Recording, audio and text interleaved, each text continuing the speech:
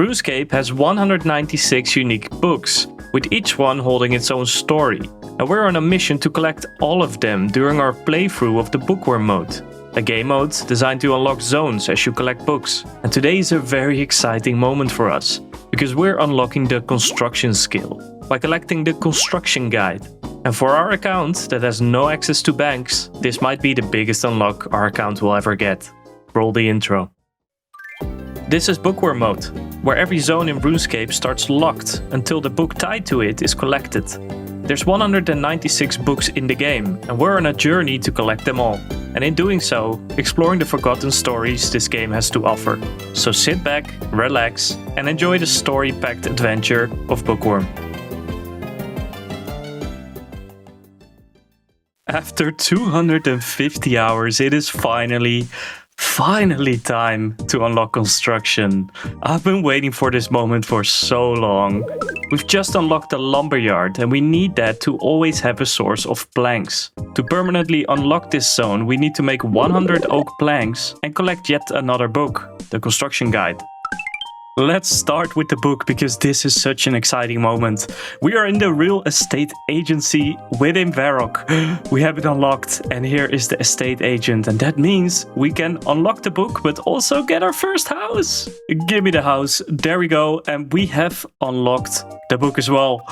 The construction guide. It tells you exactly how to build your house, but there is a very interesting mechanic tied to this book and this game mode specifically.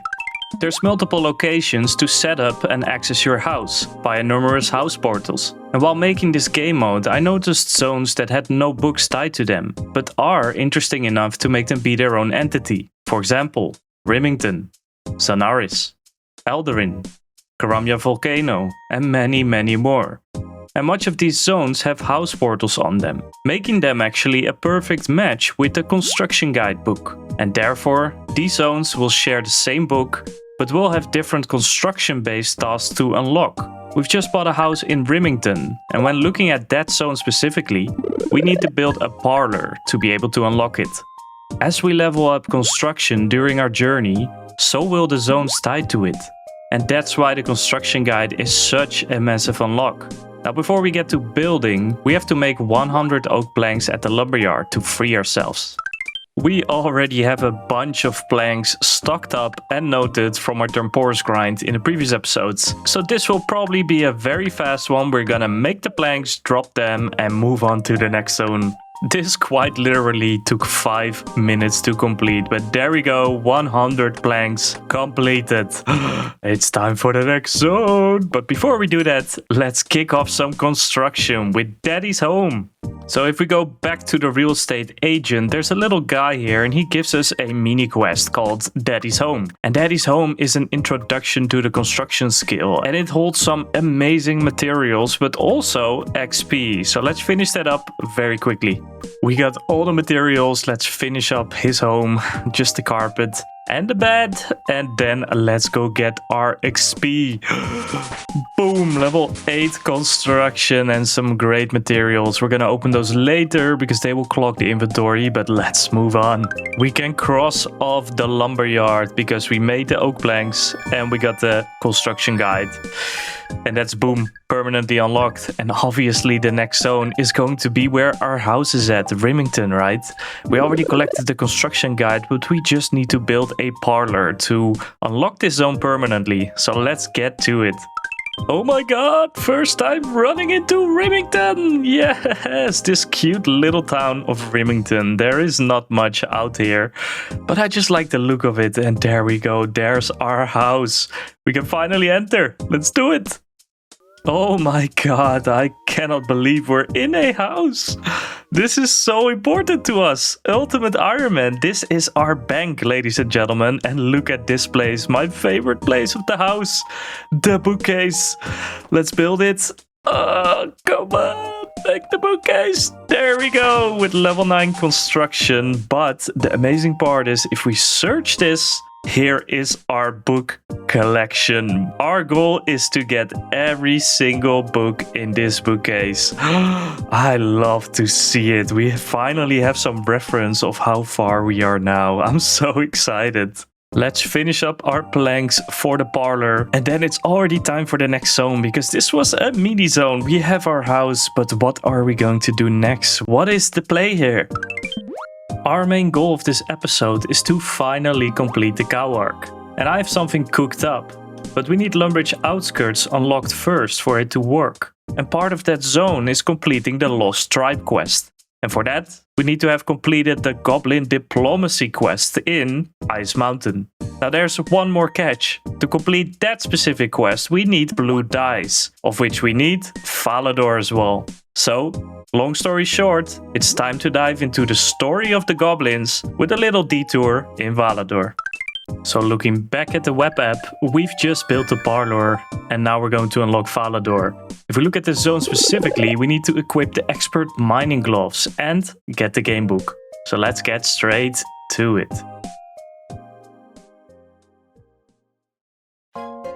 For centuries, the white walls of Falador have stood as a beacon of hope in the kingdom of Asgarnia.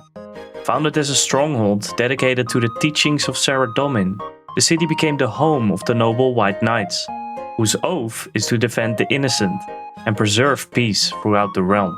Yet Falador's history is not one of peace alone. It has weathered wars, political intrigue, and a constant struggle against darkness. And beneath the city lies an ancient network of tunnels, hiding forgotten relics, restless spirits, and secrets from ages long past. To adventurers, Falador is more than a city. Whether arriving to train as a knight, or delving into the nearby dwarven mines, or embark on quests that shape the future of Gielinor. Now before we get our hands dirty on this zone's task, let's dive into the book of this zone. Party Pete's Bumper Book of Games. Oh yeah. You see, Party Pete is the founder and owner of the Falador Party Room. And in this room, players can donate items to the party chest.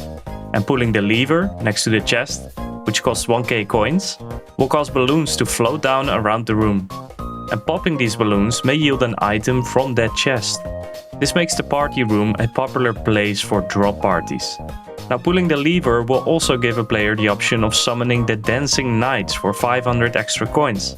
The knights will dance on the tabletop, singing a song in homage to a similar scene in Monty Python and the Holy Grail. This reference to the movie is further expanded upon in a dialogue with Party Pete, who says that the Knights of Camelot got into their heads that the party room knights were making fun of them. There's also a bar upstairs serving, of course, beers. Now actually one of the coolest places, unknown to many players, lies underneath the party room, a museum. Here, a player can travel through the history of old school Runescape, with each gallery containing displays of past updates, with the examined text of each display stating their respective date of the release. It has an upper and a lower level. The upper level of the museum contains displays from the game's first 6 years, while the lower, accessible via the staircase in the center, holds displays from content from 2019 until 2023. I highly suggest paying a visit down memory lane. Now let's talk about the founder of this place, Party Pete, a fun-loving character. He will dance, chat, and give you a book titled Party Pete's Bumper Book of Games. It features guides to all the games that the player can make and play if they have a games room or combat room in their player-owned house. It includes 7 games. If the house owner has funded the prize chest located nearby, winners may receive a key to claim their reward. And that's all there is to it. Let's make our way to collect the book. Oh my god, first time entering the walls of Falador. Now, before I want to get to the party room, we need to dress in style. And I'm gonna test our luck with this easy clue scroll we've been hoarding for so long.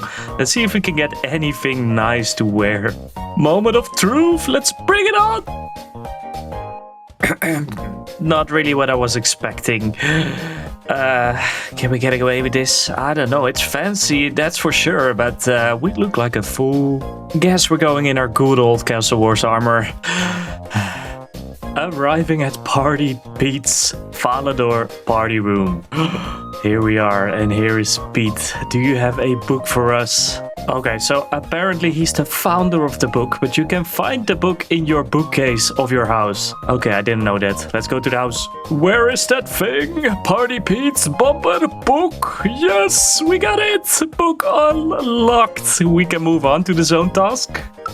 Now the zone task is an interesting one, because we need to equip the expert mining gloves, meaning we're diving into the dwarven mines.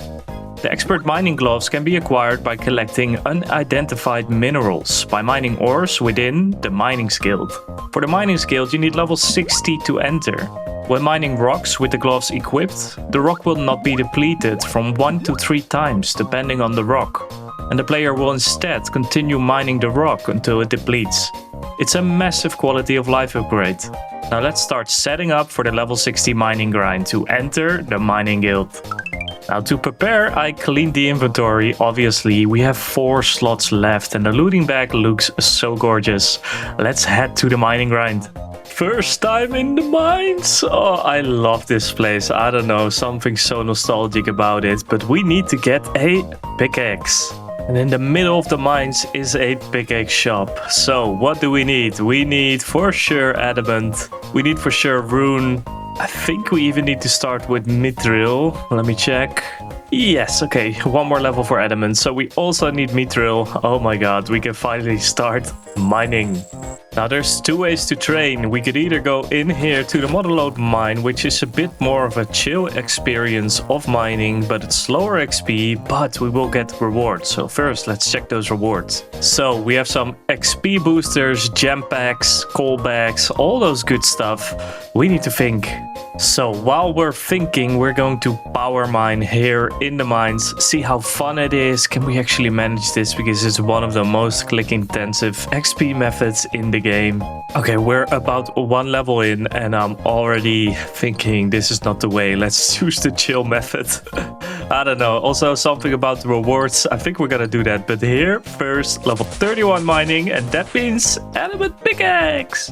So we're now in the Motherlode mine because you have to click the rock once and then for about 1 or 2 minutes you don't have to bother at all, which is great. And then with a full inventory of ores, you dump them here in the little water mechanism, mechanism, whatever. And then this bag can hold gold nuggets, and those gold nuggets are actually used to get those rewards. I've been putting our XP lamps into Slayer, and there's a big reason for that you will find out at the end of this episode, but there's level 10 Slayer already. And here we have a huge XP boost, 41 mining. We can wear the rune pickaxe now. Yes, that's gonna be our best in slot pickaxe for, I think, the whole majority of this series, but we'll see. But this is great. So I have some good strategy here. Instead of hitting the rock with your pickaxe, you hit nothing below it. Yes. Oh, this is the moment of truth. It took many hours, but here it is, level 60 mining. We have access to the mining guild now. We can finally start collecting the expert mining gloves. Let's get into it. Here we go, the iconic door. We're in, and here we see the shop, the mining gloves and the superior mining gloves, of which we need 40 and 100 minerals. Oh, we need both the gloves to eventually get the expert mining gloves. So let's start mining. The best way to do that is power mining these irons, and that is literal hell. But we're gonna do it. Oh my god, we're going to be stuck here for a long time just focusing on our monitor. I didn't even realize this, but we're going to drop so many clues. Oh my god, we're going to keep the ones that we can actually do, and that will be a lot, I think. Oh, this is so mind-numbing, but there it is! Yes, our first mineral! Introducing Boring Locked, the boring-packed adventure of Boring Worm, I guess. I'm going to skip to most of this grind just because it's so freaking boring. But here we go, our first mining gloves. That's the first milestone. But we still have about, 100 plus minerals to get. So this is the start. But what's the beauty now is that this grind becomes instantly easier, because instead of taking 1 ore from a rock, it takes 2. That's the beauty of this item. And sometimes you need to break up the grind to celebrate these moments, because our biggest grinder in the clan, by far, D-Chunk Lewis, he's gonna hit 99 range here. Congrats, dudes! Yes! Now the clan is slowly filling up, which just warms my heart. But just keep in mind, anyone can join. Doesn't matter what type account you do, if you're casual or hardcore, it really doesn't matter. Join the Unusuals today. Is that a good ad? I guess. To give you a rough idea of how much grinding I skipped, level 70 mining. And here we go, another 100 minerals. My hands hurt, but here we go, the superior mining gloves. Oh, that's another upgrade. We have one more to go, but now look at this. Instead of 2 ores, it will mine 2. That's underwhelming. Oh, now it has 3. Okay. After about 20 plus hours of click-intensive power mining, oh my god, I'm so glad it's over. Oh my god, here we go. We're going to upgrade our current gloves. Can we combine the 2 mining gloves? Yes, we want to do it. Boom, there it is, the final item.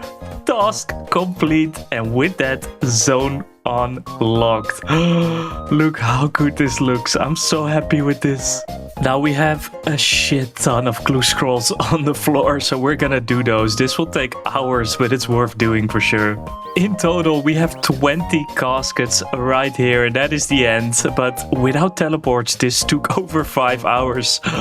I'm so tired, but we have 20 boxes. That's so cool. And for the sharp people, we also still have some golden nuggets. I thought about getting the XP gear, but I think it's useless for the goal we have. You know, we don't need 99 mining. So we're gonna get gem bags just for some early crafting levels, plus some soft clay packs, because that is amazing for construction as well. Woo! I cannot believe it. It's time to go into the next zone. And I'm gonna climb this ladder, which should give you a hint. But let's get into it. Look at the beautiful map. It's so green, but we just completed Falador because we started with the games book. And we just equipped the expert mining gloves. So that's more green to fill the map. I'm so happy with that. Now our goal is to get to the Lumbridge outskirts, right? But for that, we need some quest chains to do. And that quest chain starts with the goblins, goblin diplomacy. And for anyone who knows, that's in Ice Mountain. So that's going to be the next zone. We're gonna have to get the goblin book, but also dive a little bit in the Camdozaal story. We did that a little bit last episode, but there's some interesting items to get in there as well. So let's get into it. Ice Mountain, located just northwest of Barbarian Village, is the main entrance to the Dwarven Mine. It dominates northern Asgarnia and is Asgarnia's only remaining region in which it snows year-round. Ice Mountain is dotted with dead trees, and the northern peak has a white tree, featured in quests, and the Oracle, who is involved in the Dragon Slayer quest, and some treasure trails. The Oracle has tattered clothing, and she is white from staying in the cold so long. When talked to, she gives random pieces of advice and Runescape versions of old sayings. If you're in a member's world, Ice Fiends also roam the mountaintop, and are a good training monster for low-leveled players. With the Black Knight's Fortress and Edgeville Monastery, this zone has some unique little places, useful for questing later on. And the northern end of the mountain extends into the wilderness, reaching all the way to level 4 wilderness. The mountain itself, however, is not considered part of the wilderness, and is completely safe. A small section of the wilderness ditch can be used to access the wilderness from the mountain. At the west foot of the mountain is the main settlement of the goblins in Asgarnia. Goblins have a long history of fighting, but the ancestors of the goblin village brokered a peace treaty in the 4th Age, with none other than Araf. Make sure you watch back the previous episode for that insane story. However, less than 10 years ago, the previous leader of the village died during a game of Pin the Tail of the Basilisk. Alright. Resulting in General Bentnose and General Wardface taking over as new leaders. They both come from different tribes, the Foropshun and the Garakshun respectively. The two frequently butt heads over trivial things such as goblin armor colors, causing infighting between the goblins of the village. And this conflict will endure until we complete the Goblin Diplomacy quest. Now before we get into that and the Goblin book itself, let's complete our zone task first. Because the western side of the mountain contains a dark entrance to the ruins of Camdozaal.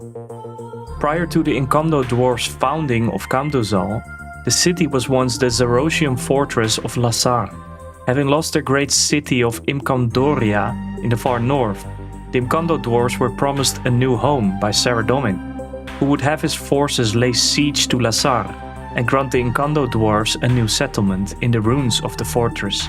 Led by the dwarf Yonrif Lovakeng, the Saradomist forces marched upon Lassar and destroyed it in one of many attacks on the Zerosian Empire that began shortly after the betrayal of Zaros. Once the Zerosian forces had been driven out, the Incando dwarves set to build their new city, naming it Camdozaal. The city would become the prosperous home of the Incando until the early 5th Age, when a faction of Fremenniks sought to destroy any users of magic in the runecrafting crusades. With their inclusion of magic in dwarven smithing techniques, as well as experimentation with golems left over from the Zerosian era, the Fremennik turned their weapons towards Camdozaal. The Incando dwarves, believing their weapons to be strong enough to repel the invasion, were ultimately wiped out. Today, Camdozaal is a shadow of its former self, and Ramarno is the only remaining inhabitant of the city, and he even believes that he is the last remaining Incando dwarf. Though largely forgotten, there do remain traces of Lassar in various areas of the ruins, and I'm extremely excited to find these traces. So let's make our way towards Camdozaal, shall we? Moment of truth, first time Ice Mountain. We've made it, we're on the mountain, yes! Okay, we have a quest to complete because we need to get our way towards Camdozaal. And our ticket towards that beautiful rune is Willow. Willow starts the quest, but we can actually not start the quest. And why is that? Because we need quest points. Oh my god.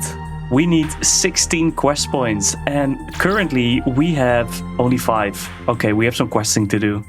Romeo and Juliet, that's 5 already. Children of the Sun, just 1, but also access to Varlamore when we get there. Another banger, the whole runecrafting skill unlocked with rune mysteries completed, yes! Ernest the Chicken, Pok Pok, 4 quest points. And to finish it off, the easiest quest in the game, Doric's quest. We have 16 quest points now. We are ready! It is time to enter the ruins of Camdozaal. Fire in the hole! And we're in. Finishing the quest off with the last remaining Incando dwarf. And there it is. Boom! Ruins of Camdozaal unlocked. We can finally get cooking with the zone task. We need to get the Incando hammer. The Incando hammer is a weldable hammer, and that means you save 1 inventory slot when building your house, when playing minigames, smithing, you name it. Incredible for the construction journey we have ahead of us. Now to retrieve it, we need to mine ores in the ruins of Camdozaal, and each ore can be smashed at the nearby anvil for a chance to receive it, together with the lost relics from Lassar we've mentioned before. I would argue that this is the prettiest place in all of RuneScape. I love this place so much. Whatever dev built this, well done, man. Holy shit, it's so beautiful. But here are the deposits. You can mine in this area over there and over here. So we're gonna stay here for a while until we have enough to pop the hammer. With a full inventory, we can smash them here at the anvil with a hammer. There we go. And this has a chance to get relics, but also the hammer piece. So let's see if we can get lucky. There we go. First relic piece. Yeah. These little pieces of history you can exchange at the Varric Museum for some kudos. And those will eventually turn into XP. So it's very nice to get, but we're looking for the hammer. Okay, we're getting pretty lucky with the relic pieces. Holy shit. For whoever remembers this exam event, we got another book. We put it in Slayer. That brings us at level 12. 3rd relic piece already. Yes! Yes! We actually got it so early, so quick. It only took like 1-2 hours, and here we can exchange it for some shards. And here we have the Incando hammer. Let's put it on. Oh yes, it looks so badass. Oh, I love this item. I'm so happy with this, but that means the task is complete. We can move on to the book of this zone. But before we do that, let's make a quick pit stop to, you know where, the Varrock Museum. Let's talk to the curator. Can we give the relics to you? Boom! You've been giving a large stack of coins, but it didn't even give us 1k plus. So what do you mean with large, bro? We got scammed. I don't care that the scimitar is a better weapon. I'm just gonna use the hammer from now on. But we can complete a quest now. We help the generals decide that we go for brown armor, and that's now the armor of the goblins. Quest complete. And with that, there was only one more thing to do, and that is get the goblin book, the book of this zone. And that will unlock the whole zone. Plus, we can dive into the story of the goblins. And here we go. Goblin book unlocked. It is time to go to the next zone. Here we are. Beautiful moment. Ice Mountain. We got the Incando hammer, we got the goblin book, and that means zone permanently complete. There's only one more zone to unlock to anti-Cowark, and that is the Lumbridge outskirts. We're gonna dive into it. Let's do it straight away.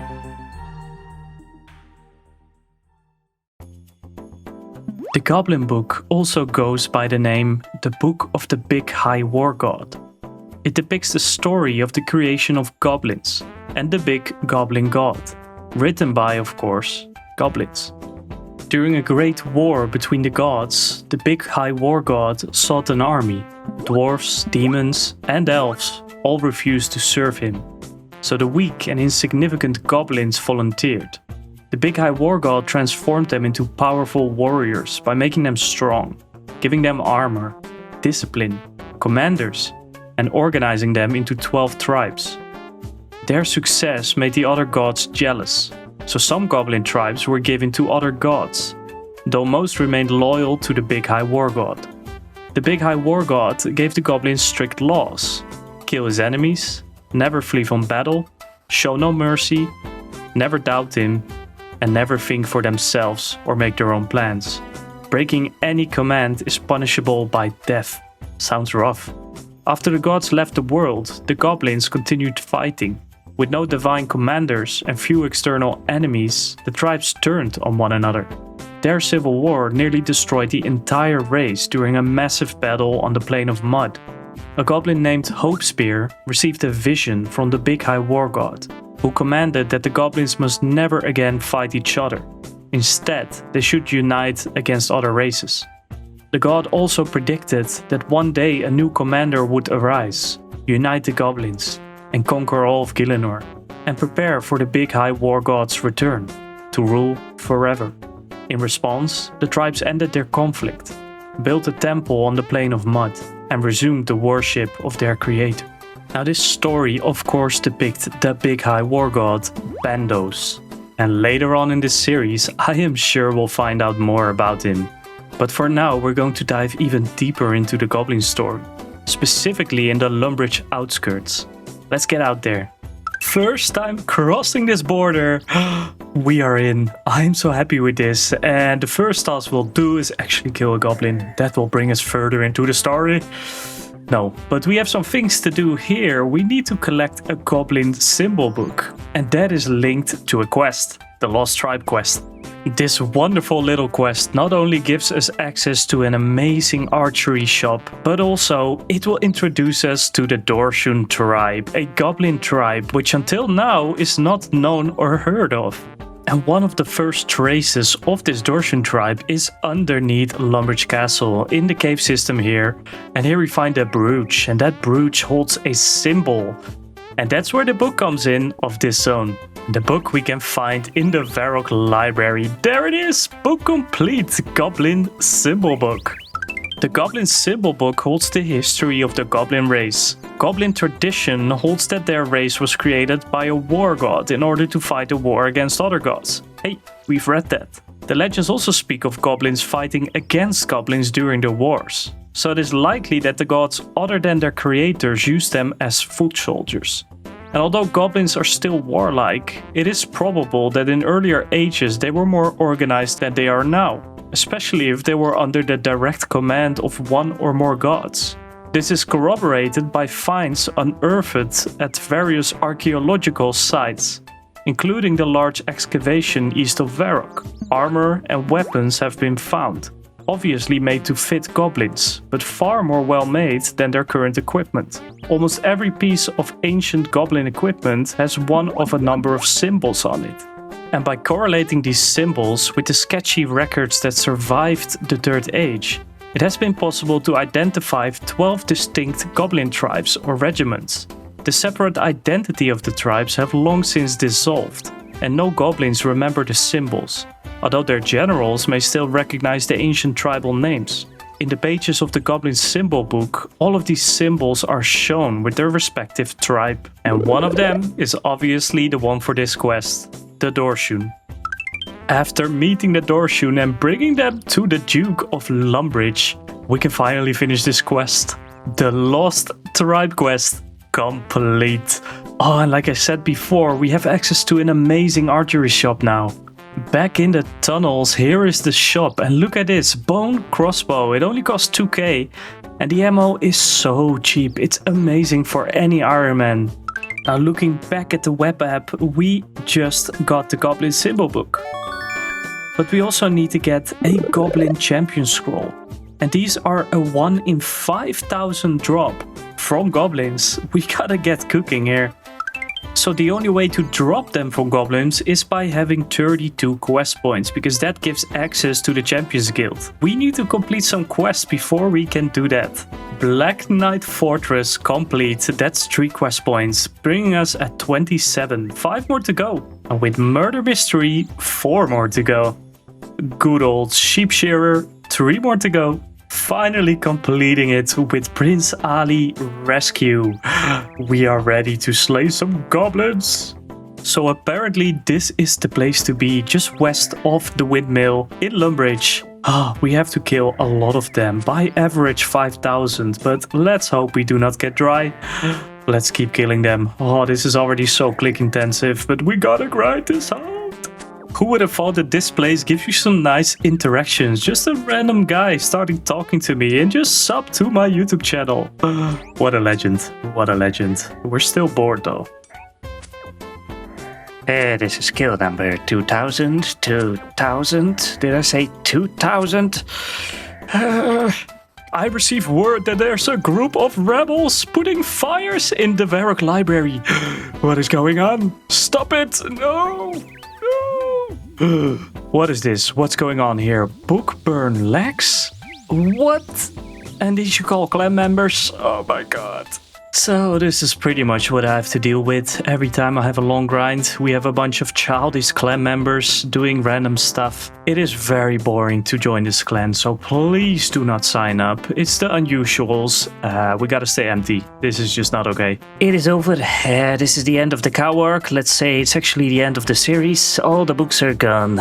After that sad little moment, it's time to open the caskets we've been hoarding. We only really need one item, and that's the Rune Scimitar Ornament box. There we go. Because that will make the Rune Scimitar storable in the player-owned house. Once we get that item, I am not going to do blue clues anymore. Did I just say blues clues? I mean beginner clues. What?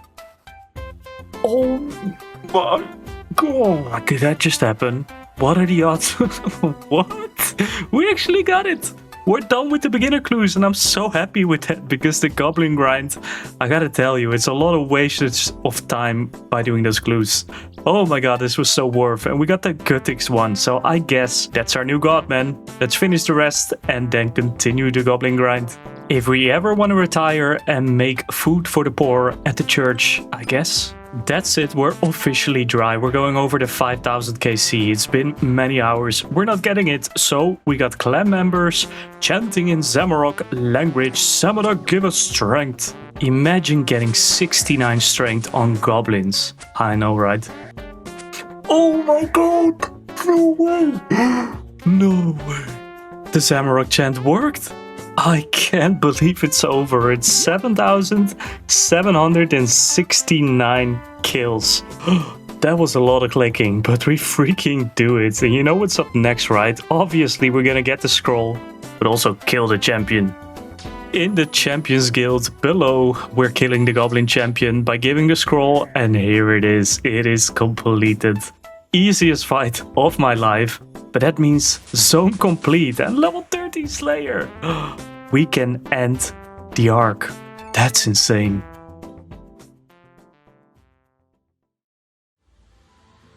It's been a journey. 250 hours of unlocking zones with books. And we've only grasped the surface. 20 books, 20 forgotten stories. Beginning our adventure in Castle Wars. A soft reminder that the God Wars still live today. Into the quiet settlement of Lumbridge. Learning the rules of survival. As well as the ambitions of men and merchants. The whispers of the desert taught us about politics and cold hard deals. We descended into the mysterious stronghold of security, where we made our first adventure-loving friend. This one's to you, Solston. And a wise dragon prepared us for the adventure yet to come. And boy, those adventures came quick, where we uncovered the mystery of the spirit of the sea. Straight into the realization that chickens can be dangerous. Okay, I've been cooking something up for a while now. We've been secretly training Slayer with lamps, and that's gonna be useful for this exact moment. We're just gonna get some range gear, and then you'll find out why I did all of this. Let's finally get the bone crossbow. That's such a DPS increase. And let's grab some food. Are you guys ready? It's time to explain. You see, we've launched into the cow arc by dropping the cow slippers, the iconic item showing how new we are to this world. But the time has come to level up, and of course that means upgrading the slippers. It's time to introduce you to the bronze arc. Throughout this series, our boots will grow with us, and will be indicators for the seasons. Bronze boots are dropped by cave crawlers, and you need level 10 Slayer to kill them. I'm sure everything makes sense now, right? We're in the Lumbridge swamp caves and we need to find the cave crawlers. The bronze boots have a 1 in 128 drop, so let's see if we can drop it. These guys can poison us, and that's why the range gear makes sense. From chickens to chronicles showing us the echoes of history. Into the strange book, which left behind some unanswered questions. The pie recipe book proved that not every adventure is written with the sword. And we became collectors of unique items, while starring in the local newspaper. The greatest hero of all time, Arav, became our role model. And we became the proud owners of our first house, and learned how to have fun in life. The forgotten people shaped by war became our allies, and we even learned their ways of communication. 20 books. Yes, we got them! Yes, we got them! This is such a tough moment. Making this season has been one of the most fun things I did in my life, and it's time to close the chapter. Because we feel stronger, we feel smarter, and we are so ready for the next season. So it is time, my good old friend. It's time to leave you behind.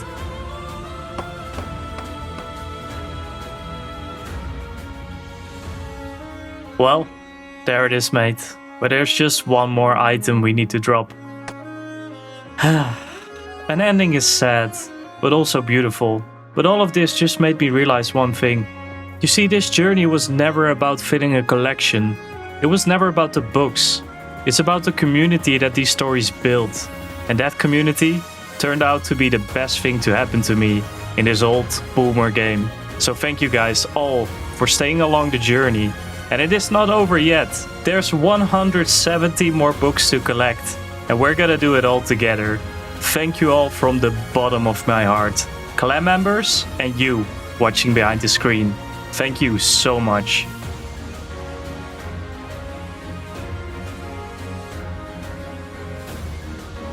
Let's unite together and show Jagex how much we love their stories. Vote Best New Creator and Series at this year's Golden Gnome Awards. Let's make a rumble, shall we?